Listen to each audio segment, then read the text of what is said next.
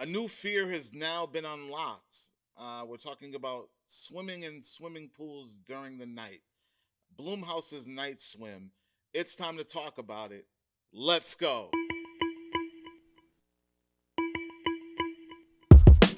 What's going on, everyone? Welcome to Klepcx FM, brought to you by CritiX.com, a place where we talk about movies, television, pop culture. And if you're into that kind of thing, make sure you hit the subscribe key and that notification bell so y'all can be up to speed about everything that we talk about here. Now, ladies and gentlemen, boys and girls, it is the top of the year. 2024 is actually here, and I've had my opportunity to early screen my very first feature film, Blumhouse's Night Swim. That's right, the latest horror from the Blumhouse production house. It stars Wyatt Russell, Kerry Condon, who Wyatt we know from Monarch. He was Kmart Cap in Falcon and the Winter Soldier. John Walker, for those that know the comics. And Kerry Condon from the Banshees of Inisherin. And also, fun fact, she was the voice of that girl Friday, the AI for Tony Stark in Civil War, I believe she was in, and I think she was in another Avengers film along the way. I can't remember which one, but she was that AI voice, the female version when Jarvis had been extracted and turned into Vision. So this film, directed by Bryce McGuire, who's not really known for doing a lot of things. He helmed this as director. Now, I remember back in October of last year, at New York Comic Con, there was this big Blumhouse presentation that went down. Jason Blum himself came out. He brought out the director of Megan. I believe he brought out the director of what was a Totally Killer, that 80s slasher, Back to the Futurist kind of show that was actually filmed. That was actually pretty fun. I think it was on Amazon. You guys could check that out. It was actually fun. And then he brought out this director, Bryce McGuire, to talk about Night Swim. Now, I recall when I heard about this, I wasn't really all that interested because, listen, fair to say, water horrors do not really scare me at all. Water horror, I'm not really a water fan. Like I'll go to the beach and hang out and chill on the sand and things of that nature. But Jaws and all of those water movies never really, resonated with me as far as like something that's terrifying or actually scary. So when I heard that this was coming out, I was like, it's Blumhouse. I respect the house. I got to check it out and see what's going on. Plus, I'm a huge horror fan. So a lot of you asking me, what did I think about Night Swim? Now, before I tell you what I thought about it, let's talk about what it is a little bit, okay? Night Swim is about a family that moves into this new house. Some creepy things have gone down in the past, and now they're being terrorized by some evil spirits within relation to the swimming pool.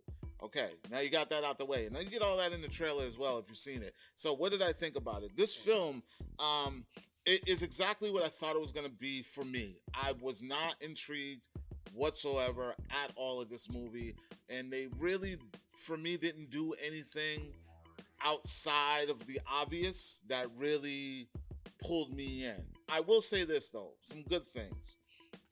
The third act is pretty interesting. It's, it gets, that's when it gets really, really, outlandish and real creepy. But along the lines, a lot of this movie is like, use your imagination.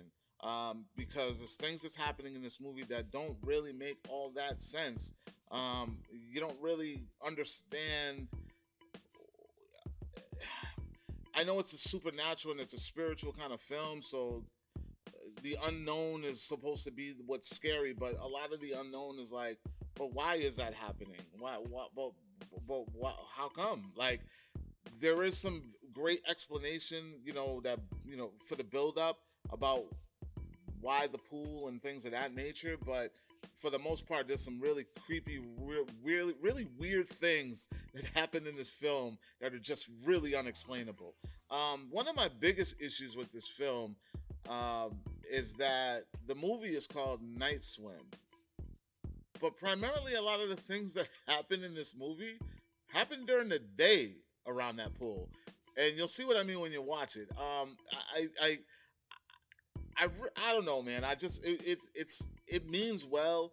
I understand the director's direction, and he wanted to kind of strike a new fear in the hearts of us, via the swimming pool. And there are some great jump scare moments.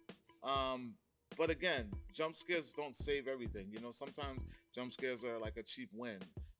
And I'm not saying that there's a lot of cheap wins in this. It's just it doesn't do anything outside the norm for me to really kind of be like, oh, this is something that I really recommend. Nah, it really doesn't. It falls flat for me for that. The performances are great. I mean, you got some great top notch actors in this. Wyatt's great at what he does. Kerry is awesome at what she does, and I forgot that she has a very thick Irish accent that you don't even get in this film at all. So that was pretty cool. Like that, she really nails her performance. The kids are great in this. You know, as much as they can, they carry a lot of the scenes in this movie as well. I mean, for the most part, there is one last thing that was a bug was that the film, you know, it's Night Swim. It starts off, like I said, it gives you the same old tropes in a lot of these family horror movies. It's very to the beat. The formulaic process is there. It's no different. It even at some point, a hint turns into Amityville, and I'll leave it like that. Beard included. I'll leave it at that. Yeah, that's all I really got to say about Night Swim, guys. I mean, if you're a real horror fan and you just need your fix, I recommend it. I mean, I will check out any horror movie because I just love the genre so much. But I'm not going to pretend that this was memorable to the fact where I'm going to be telling, yeah, champion in this film. But I do want you to go check it out and see it for yourself. And, you know, let me know. Did I not know what I'm talking about? Did you enjoy it more than I did? Have you seen it already? Like, comment, share. Make sure you subscribe. And for more movie news, television news, and pop culture, check out wearecritics.com. Happy New Year, and I'll talk to you all later.